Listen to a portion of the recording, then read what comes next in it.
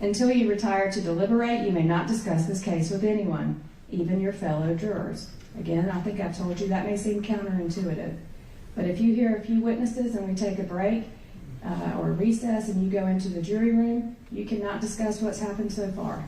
You can discuss the weather, you can discuss football, you can discuss anything you want to.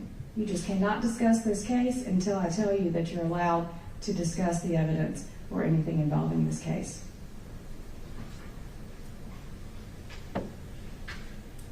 I believe it is helpful to give you some preliminary instructions concerning criminal law and the trial procedure that will apply in this criminal case. A crime is a violation of a statute of the state in which there shall be a union or joint operation of act and intention. That is, a crime is committed when a person violates a statute of the state by acting as prohibited, while at the same time he has a criminal intention and no other defense excuses the conduct. A person will not be presumed to act with criminal intention. However, the jury may find such intention upon consideration of the words, conduct, demeanor, motive, and all other circumstances connected with the act for which the accused is prosecuted. The state cannot bring a person accused of a felony to trial unless the grand jury has first indicted that person or an accusation has been filed by the prosecutor. Grand jurors do not try criminal cases. They ordinarily only hear from witnesses for the state. When a criminal case is tried, the defendant has pled not guilty to the indictment. The plea of not guilty denies every essential allegation of the indictment and forms the issue or question that you as a trial jury will decide. The indictment and the plea of not guilty to it are not evidence, and you should not consider them as evidence. Every person is presumed innocent until proven guilty. No person shall be convicted of a crime unless each element of the crime is proved beyond a reasonable doubt. The state has the burden to prove each essential element of each crime charged beyond a reasonable doubt. In this state, a defendant on trial may or may not testify as he chooses. If he does testify, you would judge his credibility by the same tests applied to any other witness. If the defendant does not testify, which is his absolute constitutional right, you shall not draw any inference of guilt from this decision, and his election not to testify may not in any way affect your verdict. Moreover, a defendant has no duty to call any witnesses or present any evidence during a trial. If he calls no witnesses or presents no evidence, you may not derive any inference of guilt from such failure to produce evidence. In such case, you decide whether the state's evidence proves the defendant guilty beyond a reasonable doubt.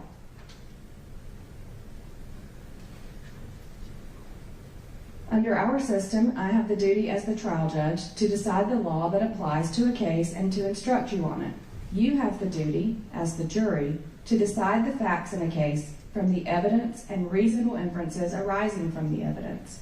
In reaching your verdict, you also have the duty to apply the law that I give you to the facts as you find them to be. You decide the facts from the evidence. Again, the evidence will be presented in this courtroom, and evidence has two parts: testimony of witnesses and exhibits. A witness means anyone who testifies in person from the witness stand. The witness stand is right here to my left. Exhibits are documents, objects, or photos that the court admits into evidence. Please note, you will have most of the exhibits with you in the jury room while you deliberate. However, under Georgia law, there are some exhibits that cannot be sent to the jury room with you, so it is important that you pay close attention to all of the exhibits and all of the evidence as it is admitted during the trial. I caution you that what the attorneys say during a trial is not evidence. Also, anything that I might do or say is not evidence. I have no leaning at all in this case. My only interest is to have the case tried fairly and according to the law and the constitutions of the state of Georgia and the United States. You are the exclusive judges of the witness's credibility. That is, you decide the truthfulness and reasonableness of any witness's testimony. You may believe or disbelieve all or any part of the testimony of any witness. You have the duty to decide what testimony is worthy of belief and what testimony is not worthy of belief. You should lay aside any preconceived notions and not decide a witness's credibility until that witness has testified. Rules of law govern what the court admits into evidence. If an attorney objects to the admission of evidence, then I must rule on that objection and decide whether you can consider such evidence. You should understand that there are two ways I can respond to an objection. If I say sustained, then that means that I granted the objection, and you should not consider the objected to evidence. Hold on just a second.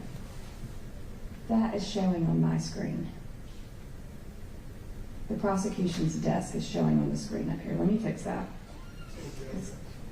I probably should not have access to see what you're looking at right now. How do I turn it off?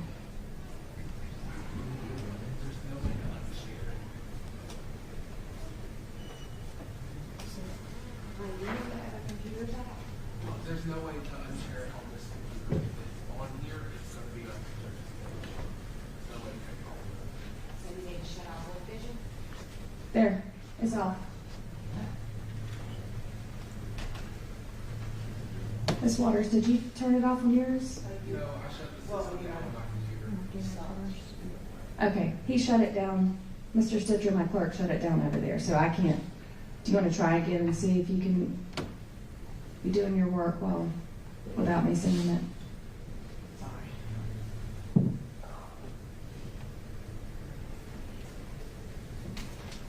I apologize for the delay and interruption. No one knew this would happen. But I shouldn't be looking at things I'm not supposed to look at. It is not up here. We good to go? All right. You're welcome. Let me just start over on that one because I can't remember exactly where I left off. So, rules of law govern what the court admits into evidence.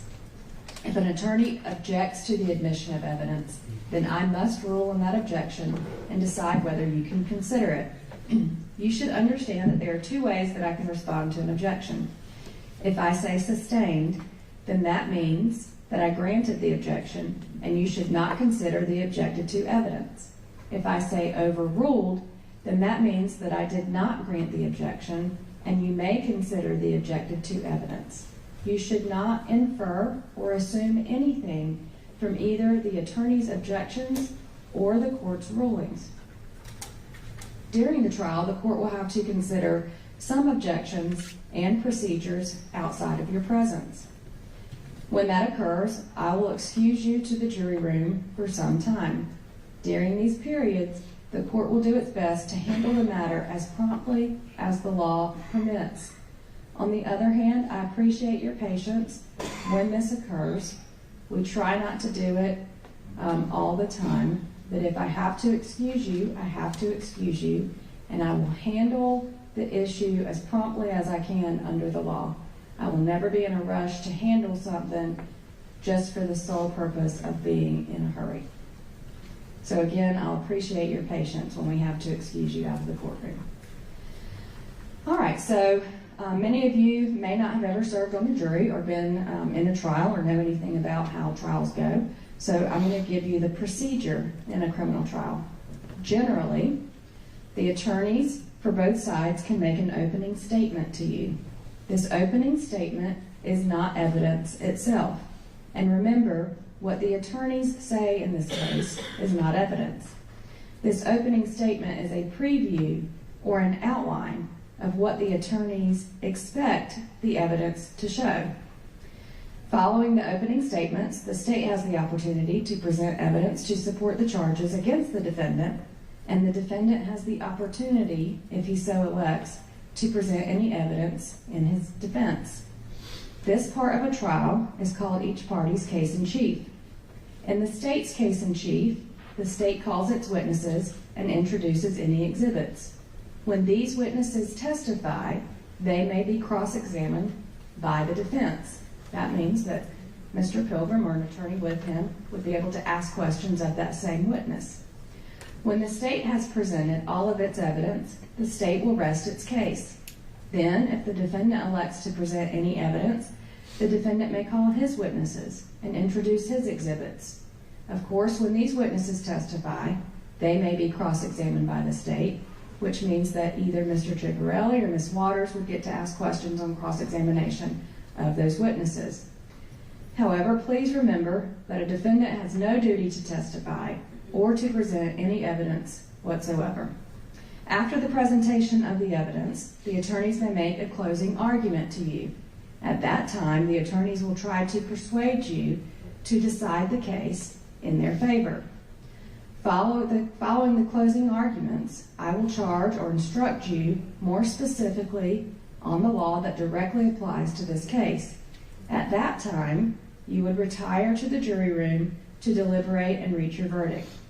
This is not an exhaustive description of the procedure in a criminal trial, but hopefully it gives you an overview of how the trial is going to progress so that you can have an understanding of the trial as it proceeds. It is your duty to follow any instructions that the court may give you during a case.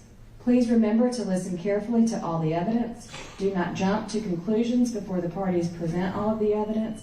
And please remember that it is improper for you to discuss the case with anyone until you are excused.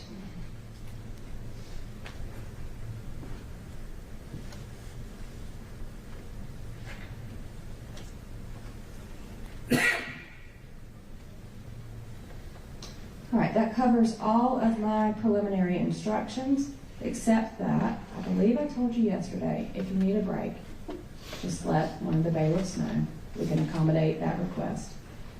We want you to be able to hear and see all the evidence that is presented. We have 2 larger TVs now that I believe each juror should be able to see the screens. If you cannot see, if you cannot hear, or if you are uncomfortable at any point in time, please raise your hand to get my attention. If I see it, I will address it, or the bailiffs, you can write a note on your notepad and the bailiff will bring it to me. All right, we want to make sure that you can see, hear, and understand everything at all times.